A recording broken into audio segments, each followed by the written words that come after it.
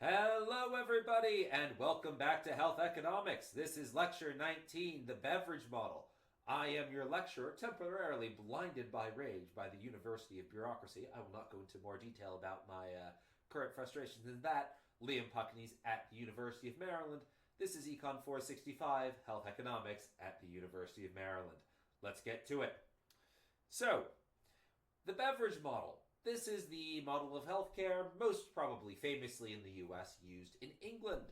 The idea behind the Beveridge model, there are three pillars to it. The first is universal single payer insurance, right? Single payer, right? You may have heard that word thrown around. As a reminder, single payer means there's one person paying for healthcare. It's the government, right? So the government provides insurance to everyone, and insurance is paid for by taxes, not premiums, right? So if you're a sickly individual, for example, you don't pay more because you're sickly, right? You pay your taxes, and as part of paying your taxes, you get insurance, right, from the government as part of that deal.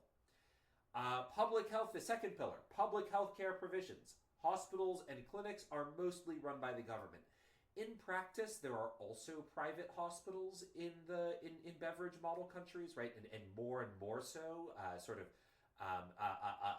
An undercurrent of the next few lectures is that the three different models we're going to be looking at, right? That's Beveridge. You can think England.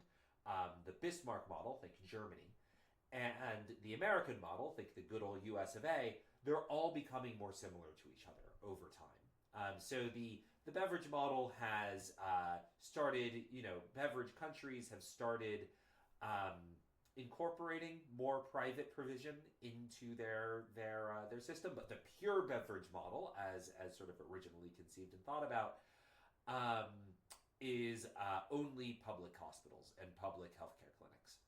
And then the last pillar of the Beveridge model is that healthcare is free or very close to free, right? So there may be exemptions for maybe prescription drugs or dental care, but in general, no or low copays, co-insurance, and deductibles, right? So not much cost sharing. The Beveridge model, right? If you think back to that equity, wealth, and health trade-off, the Beveridge model is going to emphasize equity, right? Rich and poor get access to the same insurance and the same care. So, let's start with doing a tour across the Beveridge world, right? What do the Beveridge countries look like, and how do their systems work in practice? So, we'll start with the UK, and the UK is really going to be the focus, and not just the UK, but specifically England within the UK is really going to be the focus of a lot of this lecture, because it is in many ways sort of the most well-known and the poster child of the Beveridge system, right? The Beveridge system was also originated in the UK, right? So it was come up by an economist, Lord Beveridge, that was his actual name, during World War II, and then after World War II, the Labour government comes into power, right? They vote out Winston Churchill because people didn't actually like him very much. They're like, you're a great wartime leader, and we do not want you leading us in peacetime. He came back later. And the Labour government comes in, and there's this huge national feeling of solidarity after World War II in England, right? England's being rebuilt with aid from the U.S. and the Marshall Plan, and they just went through this horrible war together. And they say there's a new social compact. The rich and the poor will have access to the same welfare, healthcare. Your health should not depend on your class.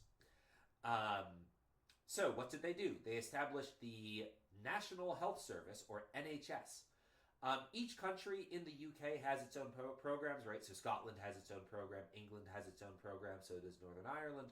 But we're going to focus on the English National Health Service in particular.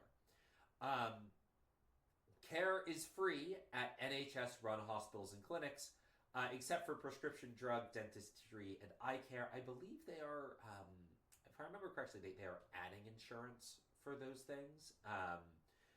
But for most of the NHS's history, prescription drugs, dental work, and eye care were not covered, which may be partially responsible for, if you've ever seen The Simpsons, the horror story that is the Big Book of British Smiles. for those of you who don't understand that reference, British people stereotypically have terrible teeth. And this was referenced rather hilariously in The Simpsons, where, anyway. Private hospitals still exist in the UK, but they form niche roles. Now, that role, to my knowledge, has been expanding over time, right? I'm not an expert in the UK systems, but my understanding is that over time, private hospitals have become larger and larger, and that this is, and more common.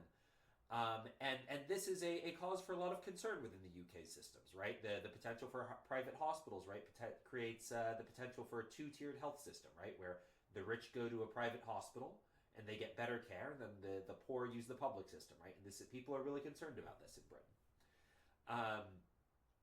Hospital staff and doctors work for the NHS. Most general practitioners, right, so not specialists, but people who, general practitioners, right, these are, people like generalists who play an important role in Beveridge systems, right? This is your primary care doctor, are contractors who work in both the public and private systems, right? So they will both work at the NHS as well as, maybe their own private clinic or something like that. And the UK, the health expenditures are financed by taxes, right? So this is all paid for by the government. Sweden is another country that has that follows the Beveridge model. 97% of medical expenses in 2005 went through the government. They do have a small parallel private system of providers, but it's, again, overwhelmingly publicly funded, and the system is overwhelmingly public hospitals and clinics. These are administered at a local level, right? So there are 21 county councils, each of which runs their own healthcare system. 70% of government healthcare expenses are paid for by taxes raised by these county councils, right? These county councils can raise taxes sort of like a state tax, right? Where I pay taxes to Maryland, sadly, every year. For the record, I want other people to pay taxes to Maryland. I just don't want to pay taxes to Maryland. I don't want to pay taxes to anyone. You all should pay taxes, though. I just think I should be exempt. The other 30% of healthcare spending is financed by the national government. Most hospitals are government-run. Private providers are required to contract with the city councils, right? So this isn't anything resembling a free market on the private side. And they have small but non-existent copays and deductibles, right? So care isn't free, but it's very cheap. Now, Australia, they have a national hospital/provider healthcare network called Medicare. Note that this is not U.S. Medicare. This is an Australian hospital system, right? So apparently Australia, Canada, and the U.S. all thought that Medicare was an awesome name. So this is, for the record, this lecture is the only time I will use Medicare and not be referring to U.S. Medicare. But Australia has a public hospital system called Medicare. It also, right, somewhat uniquely among Beveridge countries, also has a very robust private hospital sector, right? And when you're sick, you can choose between free public care and more expensive private care, right? So they're trying to get the best of both worlds. And there's some evidence that private care may offer new, more expensive technologies, right? So there's evidence that they adopted MRI technology earlier and more enthusiastically than the public system did. Now you can say, this is evidence you're getting better care through the private system, and maybe it is, but it could also be indicative of a medical arms race occurring in the private system for various reasons that we will discuss and have been discussed in the class. A purely public system should tamp down on the medical arms race. Both in theory, and there's a fair amount of evidence to suggest that actually Beveridge countries, which do not suffer from medical arms races, at least in theory, do have lower healthcare expenses, possibly in part because they are avoiding medical arms races, which again, this is from the hospital lecture, hospitals start competing with each other on quality, and they overcompete on quality because people are insured, and so they buy too much technology, right? They buy technologies their patients would not be willing to pay for if patients were paying the own cost of their care, and so they buy inefficient levels of technology, right? So they pay for really expensive new gadgets that only have small marginal effects on health, and this leads to wasteful spending in the health Now, the last country we're going to go over is Canada.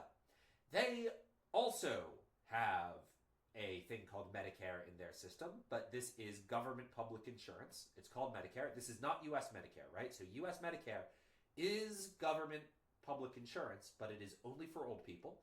Canadian Medicare covers everyone. The government insurance is administered by the 13 provinces, right? So there are 13 provinces in Canada, sort of similar to states in the US.